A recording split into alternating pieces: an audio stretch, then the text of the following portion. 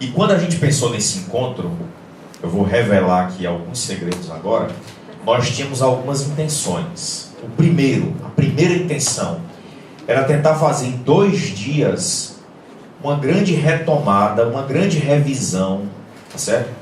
Ou uma pequena abordagem dos grandes tópicos de todas as disciplinas do curso. Então eu vou dar aqui um pouquinho, daqui a pouco vai estar o professor Suami chegando da Paraíba, falando da disciplina dele, do conteúdo, de autores, de referência, de conceitos. Depois vai estar a professora Cefisa falando da disciplina dela, depois vai estar o professor Dendes, depois vai estar a professora Kátia, enfim. Nós tentamos, ou planejávamos, fazer com que esse encontro presencial, cada professor, né, cada formador no ambiente virtual, tivesse um tempo, 1 hora, 2 horas, etc., para falar de conteúdo da sua área, para abordar referências bibliográficas, autores, etc., da sua área. Talvez não tenha sido possível, porque a gente teve que adequar algumas pessoas, até em função de algumas limitações que nós tivemos de recurso, pelo próprio período, né? O professor Walter não pôde vir, o professor Eden também não, e etc. Então a gente teve que fazer uma adaptação. Mas tem um pouco dessa intenção, né? De tocar todos os tópicos que vão ser vistos por nós, que vão ser trabalhados por nós nesse 1 ano e 8 meses de curso. A outra tentativa, a outra proposta, também velada dentro dos nossos 2 dias aqui, era fazer com que nós também fôssemos capazes de, ao estarmos aqui na frente, né, ao dividirmos esse tempo com os professores, etc., estimular vocês, sensibilizar vocês, ou buscar em vocês, dentro da nossa especialidade, do nosso tema, do nosso interesse, etc., que vocês reconhecessem já, ou revisassem, baseado no projeto que foi apresentado no curso, o tema final para o trabalho de conclusão da pós-graduação, da especialização. Enxergassem aqui na nossa fala, nos nossos slides, nas nossas lâminas, etc., ou amadurecesse ainda mais à luz do projeto que foi feito, um tema para a monografia, para o artigo que vai para o livro e etc. Tá certo? Seja na questão pedagógica, seja na questão metodológica, seja num relato de experiência mais ligado à prática do conselho, seja na área do financiamento, seja, enfim, na legislação e etc. Então, toda vida que alguém falar aqui vai ter essa intenção velada, né? De tentar fazer com que, de algum modo, a fala, além de contemplar uma das disciplinas do curso, né, de tratar de autores, de temas, etc., também influencie de forma positiva, né, que alguém aqui, durante os 2 dias, 2 dias e meio, se sensibilize com relação àquela temática e opte por fundamentar o seu trabalho de final de curso nela. Tá certo? E aí eu não sei se vocês lembram, mas eu fiquei responsável por conduzir a disciplina de Introdução à Educação à Distância, Introdução à Telemática Educacional, à Informática na Educação e etc. Embora eu não tenha a conduzido efetivamente nos fóruns, mas eu estou responsável por responder por ela e tive a oportunidade de estar naquele primeiro contato com a maioria de vocês dentro da webconferência, embora houvesse na prática um tutor, um professor lá, conduzindo por questões de dificuldade realmente de conciliar essa atividade. E aí, por ser a primeira disciplina de introdução ao curso, de introdução à telemática, à educação à distância, às novas tecnologias e etc., esse é o primeiro tópico, então, que a gente vai debater aqui. Acho que pretendo usar aqui pouco mais do que 40 minutos, vou fazer um esforço para ser bastante breve, mas é só para relembrar um pouco do que foi estudado na primeira disciplina do curso, né? Educação à distância, novas tecnologias, etc. Também com esse mesmo receio de não ser repetitivo ou de estar trabalhando aqui coisas óbvias, como o que é um fórum, o que é um portfólio, o que é um chat, o que são ferramentas síncronas ou assíncronas, o que é educação à distância. Eu tenho certeza que do ponto de vista prático, e até mesmo acadêmico ou teórico, todo mundo aqui tem uma grande noção sobre isso, né? Sobre o que é educação à distância, sobre o que são essas ferramentas, ou por terem usado nesse curso, ou no curso de técnico, ou na formação de conselheiro, ou em algum outro programa de formação do Ministério da Educação, ou de algum estado aqui que use Moodle, que use Teleduc, que use AulaNet, ou Solar, como é o caso do nosso, e etc. Então eu resolvi fazer um pouquinho diferente. Ao invés de falar sobre aqueles tópicos que vocês leram e estudaram lá na primeira disciplina do curso, como eu falei, eu resolvi falar um pouco sobre perspectivas futuras, sobre inovação e sobre uma experiência mais recente que a gente está tendo aqui sobre a educação à distância, tá certo? Eu acho que isso complementa um pouco a ideia, as duas ideias que eu citei aqui do nosso encontro, que era trabalhar um pouco cada tema com cada professor e, ao mesmo tempo, estimular ou incentivar a uma visão sobre uma possível pesquisa, né? No meu caso, eu vou tentá-los de maneira positiva influenciar de tal sorte que alguém aqui possa escolher a falar sobre conselho escolar e novas tecnologias, ou a formação de conselheiro, ou gestão democrática mediada por... enfim. E se não, se por acaso alguém... não, eu realmente já tenho o meu tema, não é esse, etc. e tal, fica contemplado a perspectiva de que a gente tratou em algum ponto do encontro sobre uma das disciplinas, no caso da disciplina de educação à distância. E são 6 tópicos que eu pretendo falar, vai ser rápido, eu espero usar o tempo da melhor maneira possível. Falar um pouco sobre questionamentos, eu vou apresentar um pouco do cenário atual, um pouco das tendências, e eu vou falar sobre 2 experiências que nos influenciam muito, que é inevitável que eu não fale sobre elas, porque eu estou bastante envolvido, e eu queria muito aproveitar essa oportunidade de estar aqui com o nosso grupo e tratar um pouco delas aqui, né? Vamos lá, então. Bom, vou começar então pelos questionamentos. Pode passar, por favor. Eu queria começar com algumas perguntas que eu acho que são pertinentes para a área de educação, tecnologia, educação à distância, que fundamentam um pouco o nosso trabalho aqui e que podem fundamentar ações, não só no campo do conselho escolar ou da atuação, seja como formador, como técnico, como conselheiro, etc., mas também num campo mais amplo da educação, né? Então, por exemplo, como adotar as novas tecnologias de forma a fazer, a promover um avanço efetivo da aprendizagem. Existem várias correntes teóricas dentro da psicologia racional e etc., que defendem visões que não vão no mesmo sentido da nossa com relação ao uso das tecnologias, né?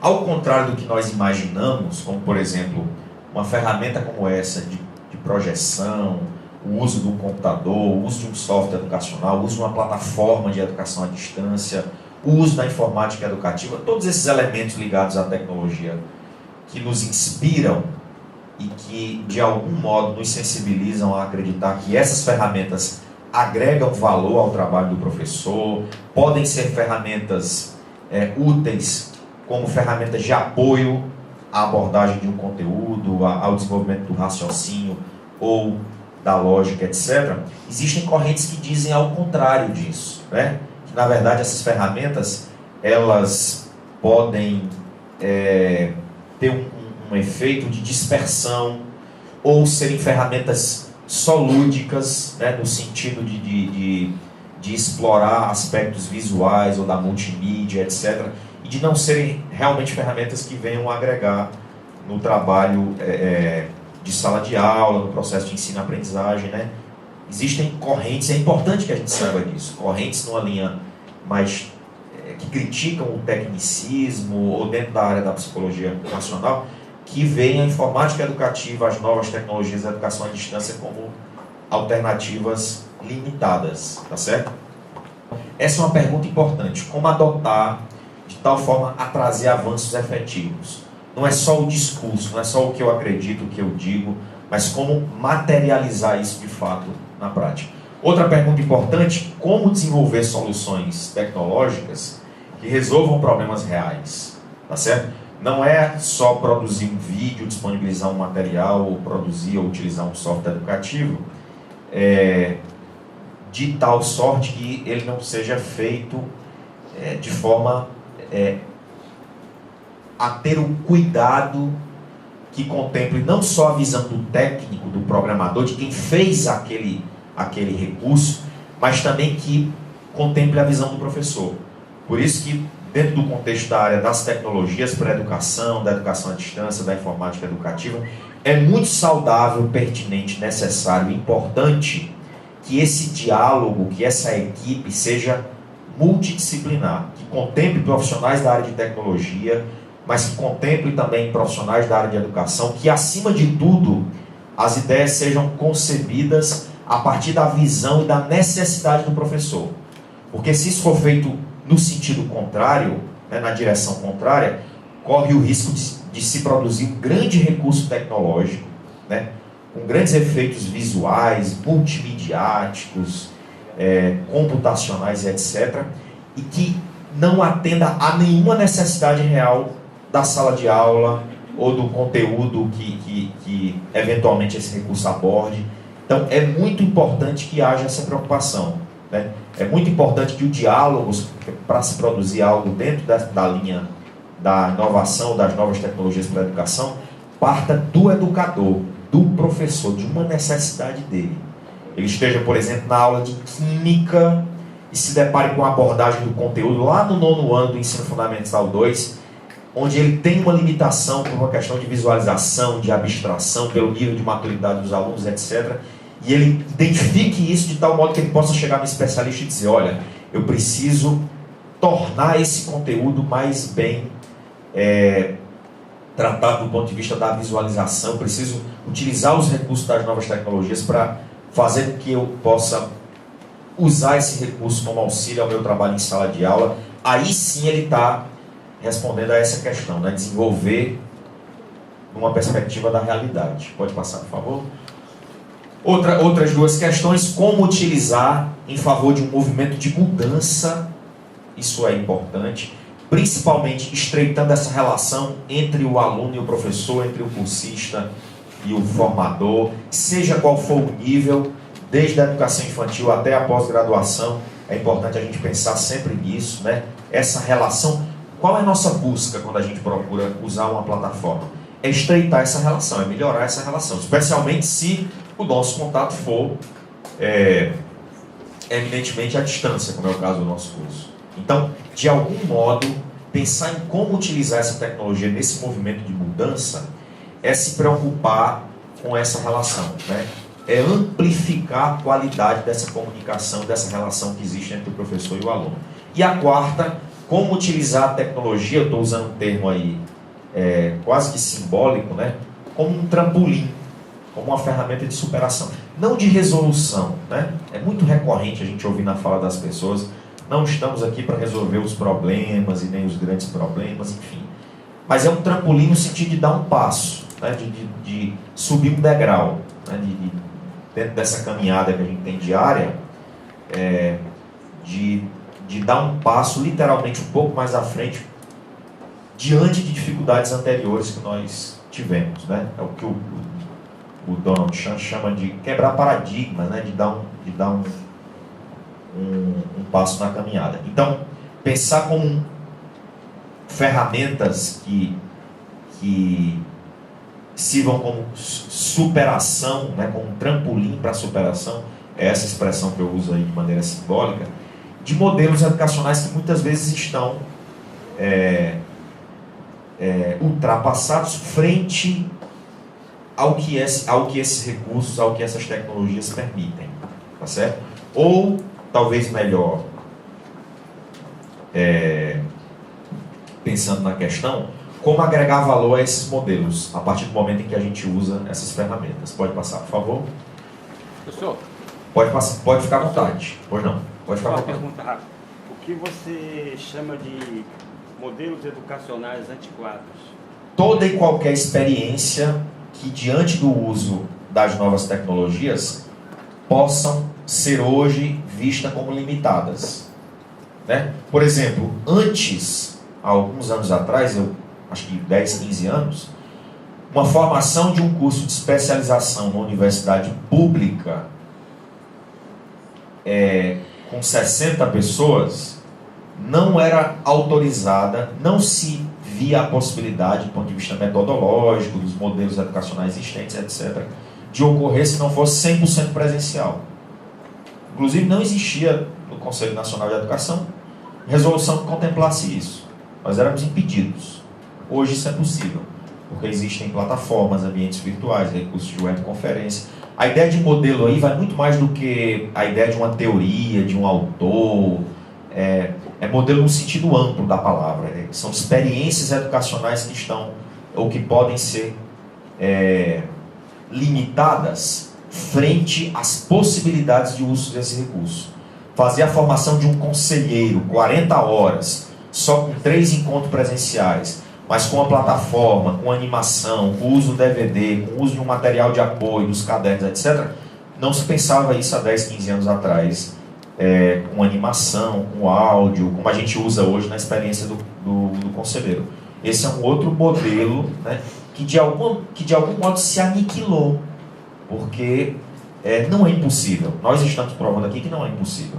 Fazer um curso de pós-graduação, obedecer à legislação, fazer com que vocês gozem do direito de portar um diploma, né, de uma universidade, de um curso de pós-graduação daqui a poucos meses, e não ter sido efetivamente um curso 100% presencial. Que a gente usou a plataforma, porque a gente usou leitura, a gente usou vídeo, vocês produziram, postaram no fórum, tiveram um chat e etc. Então é nesse sentido, tá certo? E aí o que aconteceu nos últimos 15 anos? Nós vivemos isso, né? Eu era muito jovem, mas a maioria aqui lembra bem. Ferramentas de comunicação, né? Acho que elas se expandiram aí de uma maneira assustadora. Ferramentas de interação, de comunicação, uso de redes de comunicação, redes sociais. Outro item importante, compartilhamento de arquivos, né? Hoje a gente usa muito a expressão, ver as pessoas falando bonito, está na nuvem, tudo está na nuvem, eu coloquei na nuvem, né? Essa ideia de compartilhar arquivos num espaço imaginário, numa nuvem, num espaço virtual, sem sobrecarregar os nossos equipamentos internos, né? A busca abrangente por informação. Hoje você navega, visita um museu do Louvre, navega pela internet, acessando livros, autores, grandes referências, etc. A integração de serviços, né? Cada vez mais as redes sociais estão integradas em recursos de comunicação, em compra eletrônica, com telefonia móvel, com dispositivo de texto no celular. Era mensagem, agora era mensagem assíncrona, né? A troca de mensagem agora é síncrona através dos softwares, dos recursos que existem. A criação dos grupos, que eram antes grupos de e-mail, hoje são grupos de comunicação através da telefonia móvel, de texto, compartilhamento de vídeo, de imagem, de voz, e assim vai, tá certo? E tudo isso trouxe um grande benefício do ponto de vista da interação entre as pessoas, né? Da interatividade entre nós. Isso vai refletir no contexto educacional, porque, de algum modo, isso nos influencia, nos ajuda, contribui para que a gente possa ter a visão de trazer esses recursos para dentro da área da educação. Trazer isso para um curso à distância, para o uso ou desenvolvimento de um software educativo, de um recurso educacional e etc. Pode passar, por favor. Cenários atuais, então, vamos falar agora de hoje para o futuro, né? O que é que pode ser pensado aí? Primeiro, uma grande expansão do uso de múltiplas tecnologias, né? Principalmente desenvolvidas no âmbito das IES, das instituições de ensino superior, mas depois incorporadas em programas educacionais de políticas governamentais do Ministério da Educação, dos estados, e isso finalmente chegando às redes, né? Então, a lousa digital, os leis, laboratórios de informática educacionais, as plataformas, até os sistemas de comunicação e gestão de informação na educação se tornam, nos últimos anos, também ferramentas e sistemas de tecnologia de informação digitalizados, bancos de dados, um maior controle, um grande senso educacional que vai acontecer a partir do momento em que a rede pode quantificar as suas características de docentes, de formação, de alunos, sistemas de avaliação também tornando informações digitalizadas em bancos de dados. E aí, no caso da educação à distância, a transmissão via satélite ou via web, o uso do material impresso. O material impresso é importante, tem que se consolidar, claro. Agora, escrito sob uma perspectiva dialógica, com links para vídeos no YouTube, utilizando realidade aumentada, com aqueles hologramas que vão impressos em alguns materiais para projeção. Então tem um conjunto de recursos aí. O próprio material web, né, a transição didática, que é o processo de transformar o material do texto, que a gente chama de material bruto, né, do texto escrito pelo professor no Word, para um texto em HTML, com interação, com animação, com link, com animações em flash, com aqueles recursos que deixam o texto mais acessível para uma leitura na tela do computador, e o uso das fibras, das redes de comunicação, da internet em alta velocidade, da internet sem fio, seja nos nossos dispositivos móveis, seja no tablet, seja no computador. Então todos esses elementos, com a evolução tecnológica, é importante que os especialistas e que os profissionais também da educação se unam aos especialistas de tecnologia no intuito de explorar esses recursos também com fins educacionais, já que eles são explorados na área econômica, na saúde, na área militar, na área governamental, na área de gestão de informações, em vários campos sociais. Por que não também pensar dentro da perspectiva educacional? Pode passar, por favor. Bom, esse aí é um exemplo clássico, muito simples, né? Nós quase que ensaiamos usar isso, só que a gente faz uso de web, conferência, mas esse aí seria uma figura que ilustra um pouco o que acontece em muitas universidades do país, a grande maioria privadas. Vocês devem acompanhar nos grandes veículos de comunicação, na TV, né? Especialmente as instituições privadas no sul do país, fazem muito uso desse modelo, que é a transmissão de uma aula gerada e produzida por especialistas, por professores de conteúdos dentro de um estúdio. A transmissão dessa aula via satélite, a gente tem casos de instituições que transmitem para todo o país, né? Lá na ponta, lá no item 3, os alunos que assistem ao vivo essa aula com acompanhamento de um tutor, de um professor. Esse também é um modelo um pouco da Universidade Aberta do Brasil em alguns estados do país, tá certo? E depois, no 4, 5 e 6, a continuidade dessa aula dentro de um ambiente virtual, dentro de uma plataforma, num fórum, num chat, num portfólio e etc. De algum modo, quando eu digo que nós ensaiamos, é porque nós tivemos aqui em Fortaleza os professores que vinham para dentro da UFC, né, do Instituto UFC Virtual, tiveram contato com alguns de vocês, ou a grande maioria que estiveram nas webconferências, fazendo aquela transmissão e depois complementando as atividades dentro do AVA, né, do ambiente virtual de aprendizado. Então, esse é um modelo que tende a se consolidar, né, que é importante, que pode ser via TV, através da transmissão, no caso aí a satélite, ou via web, né, webconferência, além da videoconferência, que foi aquela que nós experimentamos, estamos experimentando aqui nesse curso. Parece algo muito distante, né, muito longe da realidade, principalmente da educação básica, ou como de algum modo isso pode vir a contribuir no contexto da gestão ou do conselho, mas não é. Nós temos experiências muito bem sucedidas no país que usam essas ferramentas no contexto da educação básica, né? Vou dar um exemplo aqui que eu tenho estudado e conhecido mais recentemente, e aí de fato vai influenciar na minha fala. Em Manaus, né, na cidade de Manaus, a Secretaria de Educação Básica, há alguns anos, acho que quase uma década, implantou um centro de inclusão e de propagação do ensino médio para o Estado, tendo em vista que, em função das dimensões do Estado, levando em consideração as fronteiras, etc., nem sempre é possível ter um professor de física, de química, enfim, de áreas consideradas áreas com a grande demanda de professores e um pequeno número de professores na rede ligados a esses temas, em escolas em municípios muito distantes da capital, né? Estou dando um exemplo de Manaus porque eu tenho estudado lá. E eles fizeram um centro de produção de material didático, chamado Centro de Mídias, com professores de ensino médio, né? Física, química, matemática, biologia, língua portuguesa, etc. e tal, onde eles produzem aulas, transmitem ao vivo, produzem um material adaptado também no ensino médio, e estão fazendo chegar ao ensino médio, onde não tem professor, mas tem demanda. Ou então o número de professores é muito pequeno, né, para um município de 15, 10, 12 mil pessoas, 8 mil pessoas, uma comunidade ribeirinha, etc., com um professor de matemática, então eles transmitem isso via satélite, e o equipamento que é instalado na escola é uma sala como se fosse essa, com telão, com livro, com um professor, mas ele atua numa perspectiva muito mais ampla do que aquela perspectiva tradicional. E as aulas são transmitidas ao vivo, em tempo real, e os alunos interagem de fato com vários outros professores que estão dentro de um estúdio fazendo essa... E no contexto do ensino médio. E eles estão atendendo uma necessidade que é clara, né? A dimensão territorial, né? A não presença, né? Ou a não possibilidade de fato de ter um número de professores para atender a toda a rede. As características geográficas, todas essas condições contribuem para isso, certo?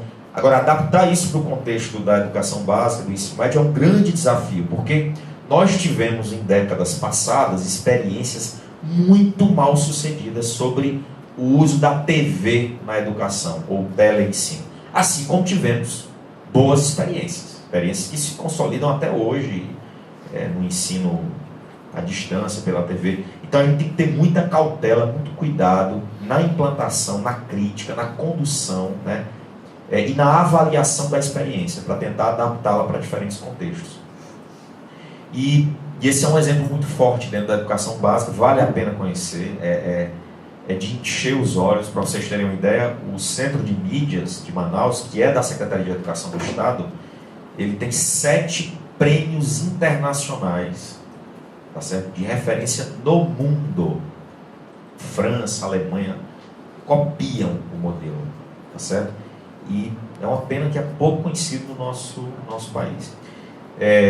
Outro exemplo aqui também que eu cito, o próprio colégio militar, pelo fato das suas características de terem profissionais, famílias e militares em zonas de fronteira, também fazem uso de toda uma metodologia de um aparato para educação à distância. Eu estou falando um pouco de educação básica, vocês devem também ter outras experiências tão ricas aí nos estados de vocês, mas isso também vale para a educação, para a formação continuada, para a Universidade Aberta do Brasil, para essas outras experiências que nós vivemos mais recentemente com a indução das políticas junto ao Ministério da Educação. Diga, professor. Eu ia citar esse exemplo de Manaus e ia dizer que a partir desse ano Rondônia vai trabalhar dessa forma, porque a gente tem uma grande carência de professores de química, física e matemática nas escolas polis.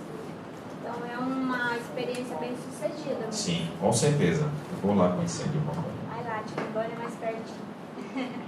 Uma das grandes preocupações, às vezes, é que essas tecnologias irão substituir o professor. Pelo contrário, né? Você precisa desse profissional com esse olhar para estar produzindo todo esse material. E algum medo de algumas, até que essa tecnologia iria substituir o professor. Não. Precisa do professor para que essa tecnologia possa chegar no modo que tenha que chegar aos alunos. Exatamente, muito bem lembrado. Na visão tecnicista, né, muito explorada pela literatura acadêmica na década de 40, havia uma perspectiva que ia, na perspectiva da Revolução Industrial, da Terceira Revolução, etc., de que essa automatização dos processos iria se refletir no campo da educação. De tal sorte que essas tecnologias, a máquina de ensinar, as experiências do Skinner, etc., iriam refletir numa substituição, claro que é um termo completamente inadequado, mas era o que se dizia, da figura do professor pela tecnização do processo de ensino. E o que a tecnologia vem nos mostrar hoje é justamente o contrário.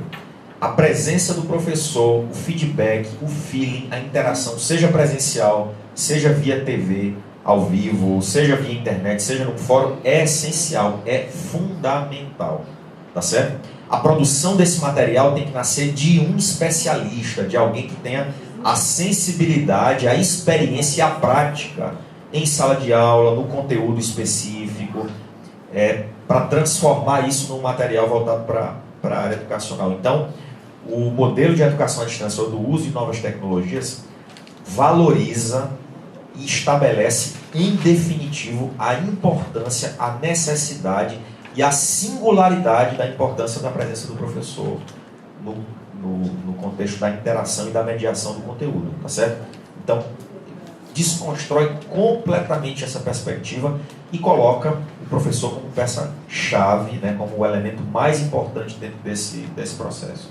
Ao contrário do que se imaginava algumas décadas atrás. Diga lá, professor.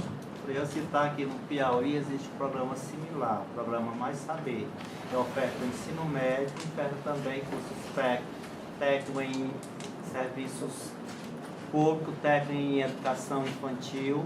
Lá onde eu moro, em Buriti, se formaram agora há pouco 2 turmas, na zona urbana e na zona rural tem um polo de ensino médio. E os livros utilizados são os mesmos utilizados na aula regular, com o professor presencial. Espetacular. Eu acho que, bom, eu não conheço a experiência do Piauí, mas por ser aqui já estou sabendo para onde vou nos próximos dias, né? E nas outras redes também, nos outros estados, a questão da carência, né?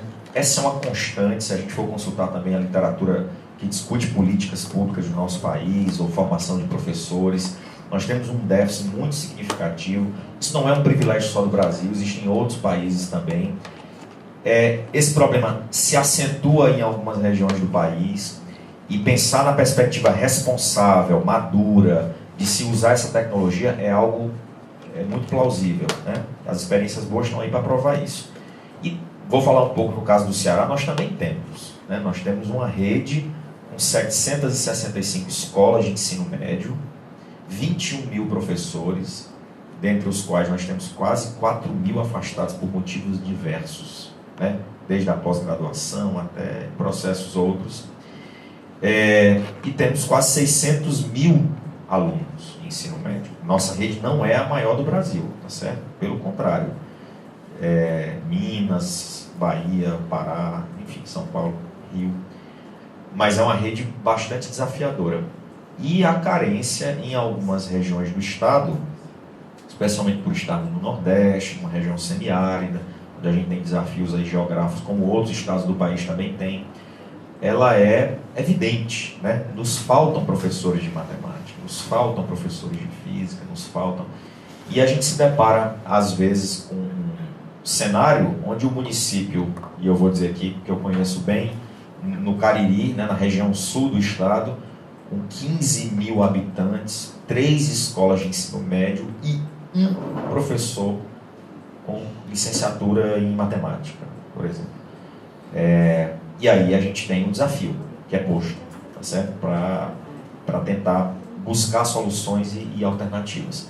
Mas voltando aqui, e aí a perspectiva de produção de material, né? Isso aqui é um exemplo do curso de prevenção ao uso de drogas a educadores nas escolas públicas, que o Ministério da Educação está implementando em parceria com as universidades do país, e tem muitos outros, do próprio Conselho Escolar e etc.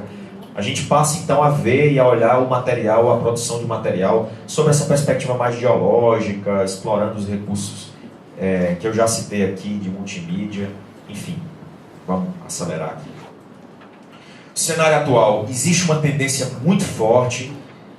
Ontem, acho que era no jornal, eu não sei exatamente qual, e também há uns domingos atrás também no Fantástico, se você for em alguma palestra no Sebrae, ou enfim, no final do ano saiu aí também na mídia exemplo de uma experiência que preparava os alunos para o Enem, e tudo isso no contexto da gamificação. Transformar realidade em jogos, são os chamados jogos sérios, né? Por exemplo, fazer com que um conjunto de profissionais da área de administração, economia, contabilidade entrem num jogo virtual para administrar uma empresa com dinheiro virtual que eles podem ganhar ou perder dependendo do investimento, mas ao mesmo tempo estando capacitando esses profissionais. Ou agora, como o Departamento de Trânsito Nacional, né, o DETRAN, enfim, vai implantar a obrigatoriedade para que o motorista antes de entrar num carro real, ele vá para um jogo virtual, para um simulador de trânsito. Então ele está gamificando, está transformando um jogo, num cenário, numa realidade virtual, uma atividade séria, né, que é conduzir um veículo. Pode ser uma arma, dependendo da forma como for utilizado, contra si próprio ou contra os demais. Assim como os profissionais da área de aviação vão para simuladores, vão para testes virtuais, conduzir um treino de uma aeronave antes de pegar num equipamento real. Tá certo? Então essa gamificação, essa tentativa de transformar em jogos, né, sejam um pouco mais lúdicos ou menos, ou sejam para o ensino fundamental, para a educação infantil, para o ensino superior e etc., é uma tentativa muito contemporânea e que vai ser uma tendência para o futuro. Nós temos hoje jogos, simuladores voltados para pequenas cirurgias, para preparar, por exemplo, profissionais da área médica ou enfermeiros a, antes de fazer uma incisão, fazer isso num objeto virtual, trabalhando com equipamentos reais, né, mas usando realidade aumentada e cortando e analisando, estudando, enfim. E isso para todos os campos, para todas as áreas, né? Os profissionais hoje, antes de irem para a Bolsa de Valores em São Paulo, no Rio, etc., eles fazem cursos preparatórios onde eles usam simuladores. Nós podemos fazer isso, né? Se eu não me engano, o UOL, um site desses aí, você pode pagar R$10, R$20 e comprar um dinheiro virtual, uma bolsa de valores virtual que existe na internet, e ficar investindo em ações de empresas e ganhar dinheiro de verdade. Depois eles depositam lá na sua conta. É uma maneira de simular, né, de transformar num jogo, numa brincadeira, algo que pode ser real. A capacitação profissional, a formação de especialistas. E por que não pensar isso na perspectiva educacional? Dos jogos, dos simuladores, dos ambientes de realidade virtual, do uso da computação móvel. Tem uma universidade no país, ou é um estado, se eu não me engano é São Paulo, alguém me corrija aí, que revogou a lei que proíbe o uso de celulares em sala de aula. Chegou um ponto, existem estados que implantaram essa lei, o Ceará é um deles, quando o aluno entra, ele tem que se ligar no Rio, enfim. Agora isso está sendo revisto, tá certo? Porque eu acredito que algumas pessoas começaram a perceber que ou você usa ao seu favor, através de estratégias, do uso de metodologias, do estabelecimento de regras de uso, ou se você for contra, não vai adiantar muito. Tá certo? Eu mesmo, quando o Franzé estava falando ali, mandei um monte de e-mail, de mensagem, de foto de vocês para os colegas e da turma, e falando da aula, etc. Certamente alguns alunos fazem isso, enfim. Existem muitas estratégias, muitas. O mundo está cheio de experiências sobre o uso do dispositivo móvel, da computação móvel para isso. Eu queria fazer uma pequena interrupção, pessoal, aqui na minha fala. Queria convidar o professor Denis, que é professor do Instituto Federal aqui do estado do Ceará, também professor pesquisador lá na Universidade Federal do Ceará, que é nosso professor do curso, para estar aqui conosco, aqui na frente. Certamente vocês já devem ter visto ele nos fóruns, na webconferência, nas aulas. Professor Denis, além desse belo chapéu do Santos Dumont que ele tem, uma elegância dele, é um especialista da área de educação, né? Muitos artigos, muitas premiações nacionais, e nos honra muito a participação dele nesse curso. Também é um excelente profissional e também milita com a gente aqui, contribuindo em várias ações, né? E está aqui conosco, que vai ficar esses dias. E ele é que vai levar vocês de manhã para fazer a caminhada. Ele nada 200 quilômetros por dia. Faz stand-up aqui nessa praia. Tem fotos no Facebook, vocês podem dar uma olhada lá. É um atleta, né? E é um garoto. Vocês vão ver. Diga. Só para finalizar, eu tive duas experiências fantásticas com meus alunos de quarto ano. Tive que fazer um jogo desse que tem pelo governo federal, eles distribuíram várias aulas de informática para eles poderem aprender a tabular. Eles estudaram para poder ganhar dos colegas nos jogos virtuais, foi muito interessante. Outra foi o WhatsApp, eu fiz um grupo de WhatsApp com os meus alunos para a turma e corrigia a fala deles, a escrita, na língua portuguesa. Eu trabalhei as duas coisas, no meu favor, através dessa tecnologia. Bom, com certeza. Pois não, professor. Eu estava aqui esperando eu terminar, né, para dar a minha contribuição, mas já que nós tocamos nesse assunto, eu acho interessante.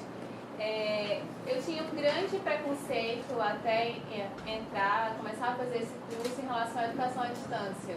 Eu tinha uma outra noção do que seria essa educação à distância e a primeira disciplina bateu de cara, de frente comigo em relação ao que eu pensava sobre tal maneira de ensinar e de aprender, né? Mas assim, foi bem interessante porque quando foi para a conclusão do curso de graduação, eu trabalhei justamente a integração dessas novas tecnologias no nosso ensino. E aí você fica falando de coisas grandiosas, mas o que a gente vive nas experiências cotidianas, a gente verifica que é tão importante aliar isso, como a colega falou, né, às nossas propostas de ensino. E assim, o que eu fiz foi um pouco mais assim, trabalhoso, mas em relação aos jogos digitais, né? Porque eu fico imaginando como que a gente vai ensinar química, matemática, através é algo tão complexo que a gente de cara com o professor já sente tanta dificuldade, com aqueles nomes estranhos, com aquelas sensações estranhas. Imagina você não podendo experimentar isso de tão perto, né? Que é uma coisa eu chegar e colocar vários líquidos coloridos, fumaças, e aí tudo se torna interessante. Outra coisa é você colocar o aluno para procurar aquilo Então, assim, foi algo que contribuiu muito para a minha formação, eu ter uma noção totalmente diferente do que realmente é essa educação à distância. A autonomia que você tanto prega, você adquire através desse processo. Uma autonomia que você consegue buscar, produzir conhecimento e buscar por si só conhecimento. E aí você verifica o quão você sabe pouco, né? Porque você começa a buscar, e aí você observa que é como se o professor que estivesse na sua frente, não que ele deixou de ser necessário, mas que você consegue ser como ele. Né? Que a gente tem o costume de receber tudo tão pronto que a partir do momento que você precisa buscar isso. Então eu queria compartilhar, né, que foi realmente muito importante ter participado dessa disciplina e mudou totalmente a minha visão do que é realmente a educação à distância. É muito natural nesse primeiro contato, nessa primeira perspectiva, até porque eu não quero negar a ninguém aqui e não estou defendendo aqui nenhuma bandeira idealista. Nós sabemos que há limitações, né? Se a gente comparar em termos de ganho, pode ser que em alguns momentos para mais ou para menos, é diferente o feeling, a interação, o aprendizado, né? A apreensão de informações ou de conhecimento, seja ela significativa ou mecânica, do presencial para o ambiente virtual.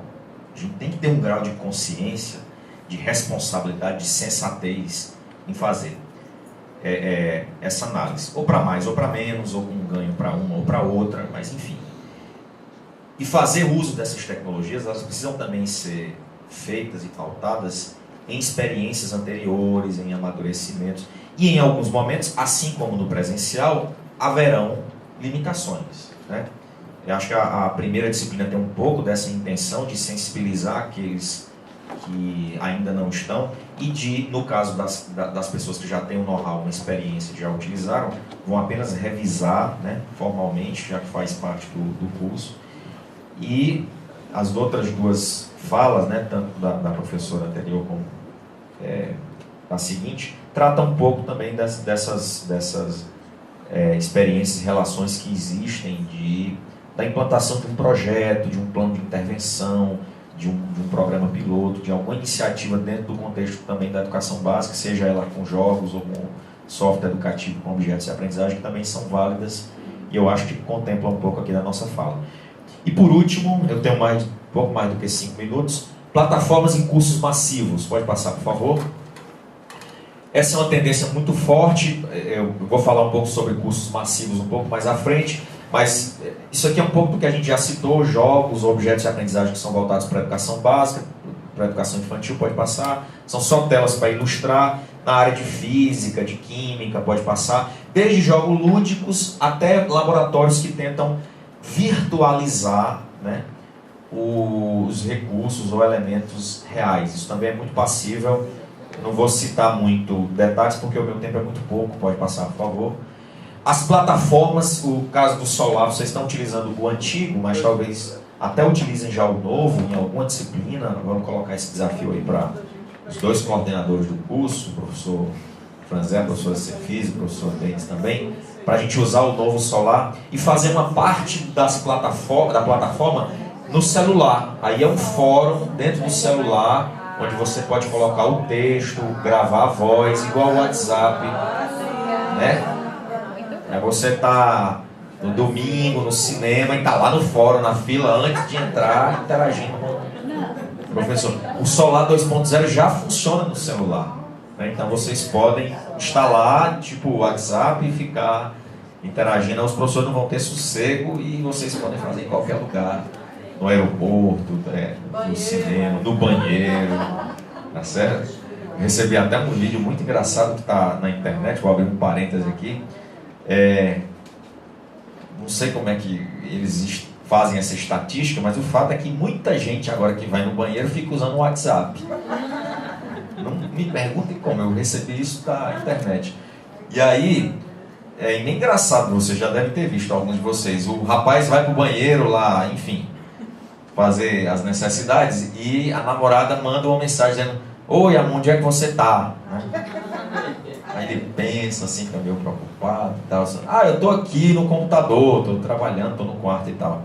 Aí ela vem com aquele pedido que todo mundo faz e que também é uma mania, né? Manda uma foto. Ih, rapaz, aí ele fica desesperado, porque não sabe como vai mandar, mas depois vocês vão ver o resultado na internet do vídeo. Pode passar, por favor. Bom, quando eu estava falando de cursos massivos, eu estava falando disso, né? De cursos online abertos e para um número muito grande de pessoas, né? E aí a gente tem que ter muito cuidado, porque essa massificação, ela pode perder qualidade. E de algum modo, a interação, a presença do professor, ela é redimensionada. Por isso que promover um MOOC ou um MOOC, né? Enfim, depende de como foi dito, de uma maneira também racional, planejada, pode surtir efeitos muito bons, especialmente se a gente garantir com muita qualidade a presença, a figura e a importância devida do professor. Então, de algum modo, o nosso curso de conselheiro, né, segundo o nosso coordenador do Programa Nacional, vai chegar a 40 mil pessoas esse ano, 45 mil, e nos próximos anos a 500 mil, é um curso nesse sentido. É um curso aberto, é online, é público e é para uma grande massa. Claro que não é totalmente um MOOC ou um MOOC, porque o conselheiro tem que estar vinculado a uma rede, ele tem que ter um professor que articula a turma, tem encontros presenciais, então acaba tirando um pouco dessa característica de um curso mais aberto. Tá certo? Pode passar, por favor. Mas existem cursos, como são os casos de alguns que a gente oferece lá na universidade, na área mais técnica, que são abertos, pode passar, por favor. Ou então de universidades renomadas no mundo inteiro, onde o professor está lá, ao vivo ou vídeo, onde você se inscreve, faz o curso, marca as sessões e tem um título certificado, um diploma, tá certo? Num nível de autonomia muito maior, inclusive, do que esse nosso aqui, que a gente tem fóruns regulares, tem professores, tem aulas ao vivo, tem encontros presenciais como esse, vai ter a monografia, etc. Então são realmente cursos muito abertos, né? com um nível de autonomia exacerbada e com o mesmo contrato didático que nós estamos tradicionalmente acostumados, né? Com a inscrição, com a aprovação no edital, com aulas, com certificação, com toda essa formalidade, esse rito tradicional da educação, mas sob uma perspectiva muito aberta para milhares e milhões de pessoas, um grau de autonomia muito grande por parte do cursista. Enfim, pode passar, por favor, são só exemplos. Tendências, eu vou falar rápido de duas tendências, eu acho que essa é uma perspectiva muito grande para o futuro. Primeiro é a de trás para frente, a mineração de dados educacionais, né? É o fato de eu ter uma grande rede, um número de alunos muito grande, ou um ambiente virtual com várias turmas e alunos, E eu tenho muito dado, muita informação, perfil socioeconômico, perfil de desempenho, nota, idade, formação, desempenho na plataforma, qualidade dos trabalhos, e eu pegar toda essa informação e estudar ela, para poder pensar em indicadores, para poder pensar em estratégias de redução da evasão, para poder pensar em pontos focais onde o professor deve atentar e deve atuar para reduzir a evasão, para reduzir a reprovação. Então a mineração de dados educacionais, ela tem esse fim, né? De buscar extrair na informação, ou num grande conjunto de informações, estratégias para melhorar o processo educacional. E o segundo, o outro, é os sistemas de recomendação, né? São sistemas que, a partir dessas informações que estão mapeadas nas nossas redes, eles dão recomendações, eles fazem mapeamentos de evasão, de carência, de níveis de reprovação, de indicadores de IDEB, enfim. São sistemas ligados à educação, computacionais, onde a gente mapeia informação e pensa em estratégia, pensa em política pública, a partir das recomendações e das informações que esses sistemas dão. Essa é uma tendência muito forte para o futuro, muito presente em outros campos da economia e etc., e que muito em breve vai estar no contexto da nossa educação básica, da educação pública. Pode passar, as próximas lâminas falam justamente sobre isso, sobre mineração de dados, sobre sistemas de recomendação. Outros sistemas e o desenvolvimento de outras estratégias, como mídias, como ferramentas de acessibilidade também, são importantes, pode passar. A acessibilidade através dos dispositivos móveis é outra tendência muito forte. Os sistemas de leituras de livros, de audiobooks, de leituras automáticas para dispositivo móvel também, muitas vezes no sentido da acessibilidade, da comunicação, pode passar, por favor. Os ambientes virtuais integrados a redes sociais, né? a canais de vídeo, a ferramentas em celulares, em tablets. Então, acessar um ambiente virtual, seja por uma rede social ou por uma ferramenta através de um dispositivo de mão, é uma tendência muito forte também. Pode passar, por favor. Bom, e aqui é um pouco da nossa experiência. Vocês são alunos da Universidade Federal do Ceará, estão vinculados ao sistema acadêmico da universidade, devem já ter tido acesso ao histórico, né? Importante que todo mundo entre lá no sistema. Todo mundo está no sistema? Pronto. Tem um número de matrícula da universidade, gozam de vários direitos, inclusive podem recorrer à justiça. A carteirinha tem? Inclusive a carteirinha. Está aqui o responsável por exemplo. Pois é, acesso à biblioteca, serviço médico odontológico. É ruim fazer isso meio distante, mas quando estiver aqui de férias pode usar. E vocês são vinculados a uma instituição que tem 30 mil alunos, né, em cursos de EAD, né? 6 mil na graduação e os outros 24 mil por já passarem em algum curso de extensão, Conselho Escolar, Escola de Gestores, Mídias na Educação, TV Escola, EJA, GDE, BH, Educação Ambiental, Educação à Distância, formações em Educação Matemática, etc.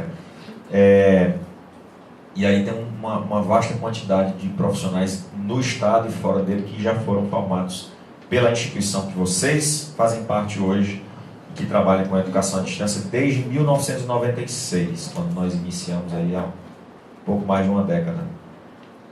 Quase duas, né? Pode passar. Bom, e aí é tudo isso que o Franzé falou, que vocês experimentam no curso de conselheiro, no curso de conselho e aqui nesse curso também, é fruto dessa experiência anterior que eu citei, né? De setores, de ambientes locais na universidade que fazem uso de tecnologias, que produzem tecnologias em ambientes virtuais e dão suporte a esses cursos. E a gente acaba agregando bons profissionais, né? Por exemplo, com a aproximação com a rede pública municipal, a gente tem o exemplo aqui claro da Cefisa, que é professora da rede, que é consultora do programa e que está conosco na universidade, o professor Dentes, que é um grande especialista aqui, reconhecido na área de ensino de física, de avaliação, de educação à distância também, se agrega ao grupo. Então a gente vai fortalecendo.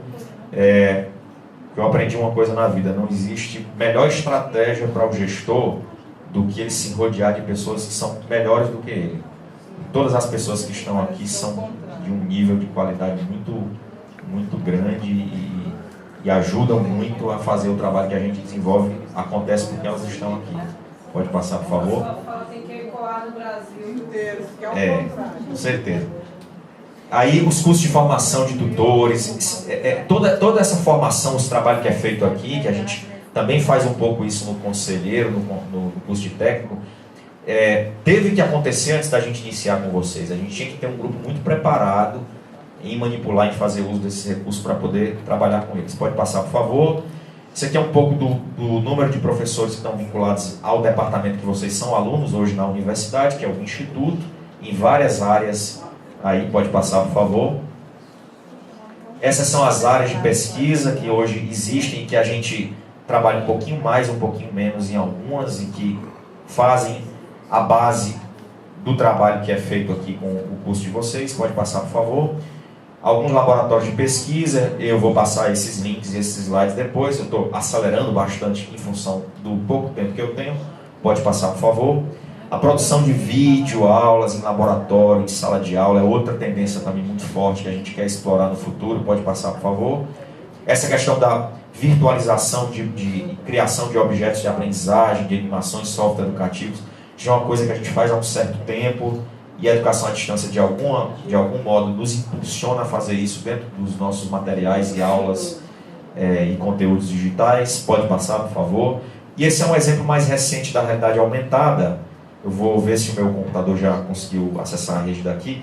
Mas a gente pode, através de papel, de hologramas, né, utilizando a realidade aumentada, virtualizar em 3D, né, tridimensionalmente, alguns desses recursos. E isso pode ser interessante para as aulas de geometria espacial, de física, de química, explorar a realidade aumentada, a realidade virtual no mundo real. Isso estimula e pode trazer elementos que são muito favoráveis para o aprendizado, pelo menos nós acreditamos nisso.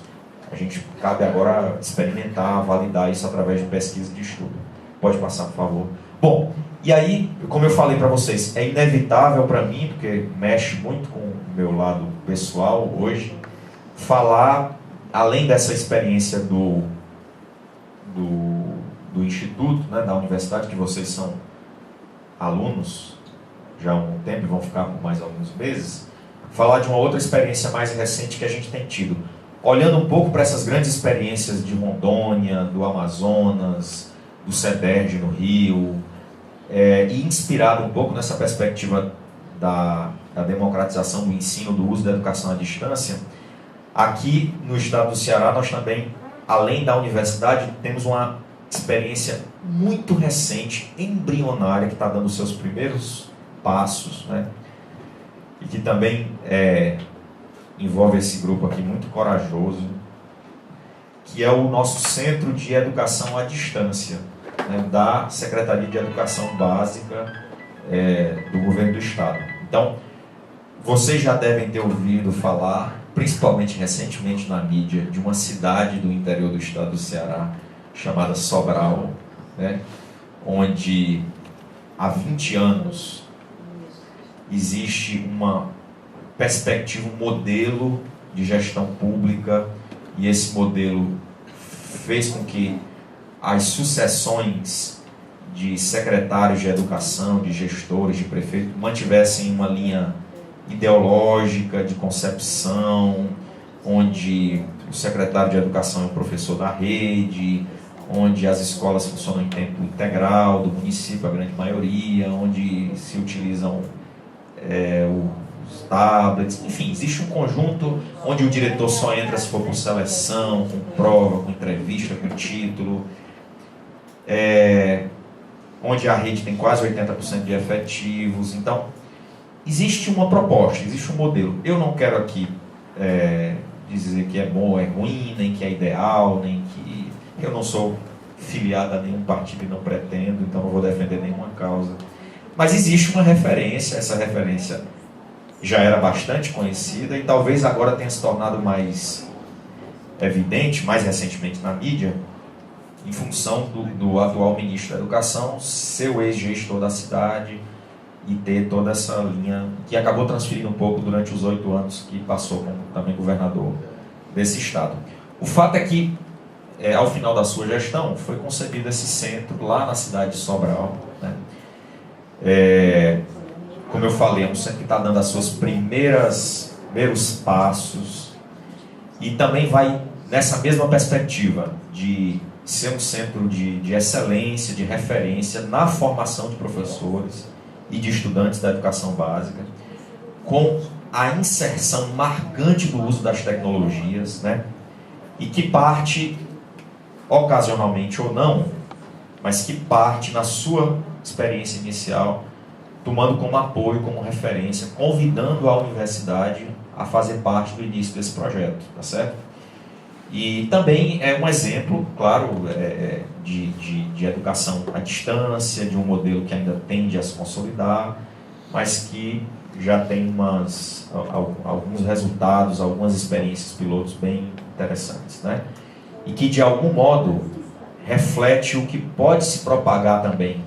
Alguns anos atrás, o então ministro Haddad, ele falava muito na sua fala com a implantação do programa Universidade Aberta do Brasil, que, ainda no governo Lula, que esperava que os estados consolidassem esse modelo de educação à distância, porque agregava muito valor à formação de professores e às redes públicas, mas que, acima de tudo, incorporassem esse modelo para a rede estadual, né? Ou até mesmo municipal, que não deixassem apenas na perspectiva da indução federal, né? Apenas como...